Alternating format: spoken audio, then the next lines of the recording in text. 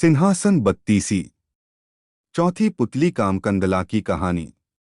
चौथे दिन जैसे ही राजा सिंहासन पर चढ़ने को उद्यत हुए, पुतली कामकंदला बोल पड़ी, रुकिए राजन, आप इस सिंहासन पर कैसे बैठ सकते हैं? यह सिंहासन दानवीर राजा विक्रमादित्य का है। क्या आप में है उनकी तरह विशेष गुण और त्याग की भावना? राजा ने कहा, हे सुंदरी, तुम भी विक्रमादित्य की ऐसी कथा सुनाओ जिससे उनकी विलक्षणता का पता चले। पुतली बोली, सुनो राजन, एक दिन राजा विक्रमादित्य दरबार को संबोधित कर रहे थे, तभी किसी ने सूचना दी कि एक ब्राह्मण उनसे मिलना चाहता है। विक्रमादित्य ने कहा कि ब्राह्मण को अंदर लाया जाए। विक्रमादित्य ने उसके आने का प्रयोजन पूछा।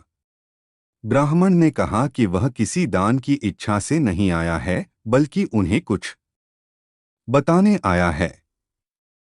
उसने बताया कि मानसरोवर में सूर्योदय होते ही एक खंभा प्रकट होता है, जो सूर्य का प्रकाश ज्यों-ज्यों फैलता है ऊपर उठता चला जाता है, और जब सूर्य की गर्मी अपनी पराकाष्ठा पर होती है तो वह साक्षात सूर्य को स्पर्श करता है। ज्यों-ज्यों सूर्य की गर्मी घटती है, छोटा होता जाता है तथा सूर्यास्त होते ही जल में विलीन हो जाता है।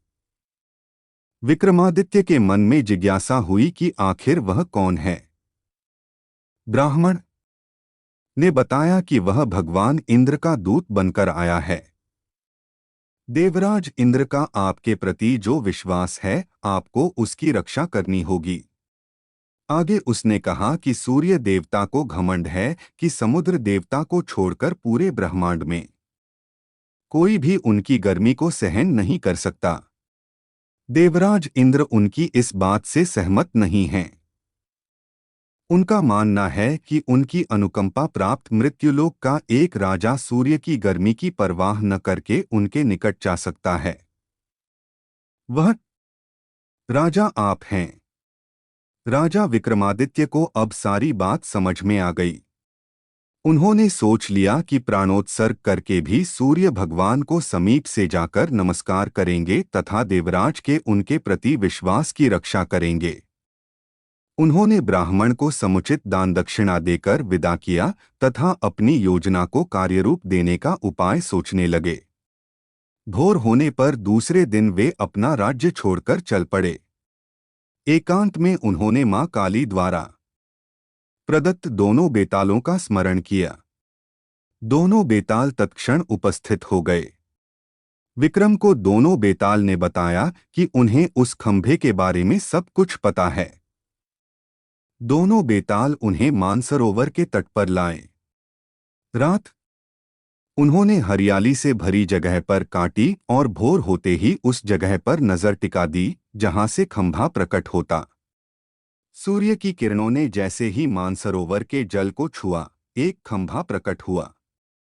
विक्रमादित्य तुरंत तैरकर उस खंभे तक पहुंचे। खंभे पर जैसे विक्रमादित्य चढ़े, जल में हलचल हुई और लहरें उठकर विक्रम के पैर छूने लगीं। ज्यों-ज्यों सूर्य की गर्मी बढ़ी, खंभा बढ़ता रहा।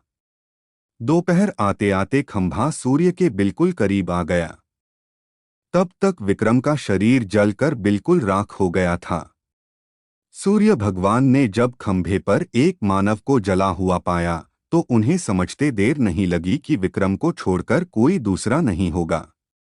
उन्होंने भगवान इंद्र के दावे को बिल्कुल सच पाया। उन्होंने अमृत की बूंदों से विक्रम को जीवित किया तथा अपने स्वर्ण कुंडल उतारकर भेंट कर दिए। उन कुंडलों की यह विशेषता थी कि कोई भी इच्छित वस्तु वे कभी भी प्रदान कर देते। सूर्य देव ने अपना रथ अस्ताचल की दिशा में बढ़ाया तो खंभा घटने लगा। सूर्यास्त होते ही खंभा पूरी तरह घट गया और विक्रम जल पर तैरने लगे। तैरकर सरोवर के किनारे आए और दोनों बेतालों का स्मरण किया। बेताल उन्हें फिर उसी जगह लाए जहां से उन्हें सरोवर ले गए थे। विक्रम पैदल अपने महल की दिशा में चल पड़े। कुछ ही दूर पर एक ब्राह्मण मिला जिसने बातों बातों में कुंडल मांग लिए। विक्रम ने बिना एक पल की देरी किए बेहिचक उसे दोनों कुंडल दे दिए। पुतली बोली, बोलो राजन, क्या तुम में है वह पराक्रम की सूर्य के नजदीक जाने की हिम्मत कर सको, और अगर चले जाओ तो देवों के देव सूर्यदेव के स्वर्ण कुंडल किसी साधारण ब्राह्मण को दे सको? अगर हाँ तो इस सिंहासन पर तुम्हारा स्वागत है।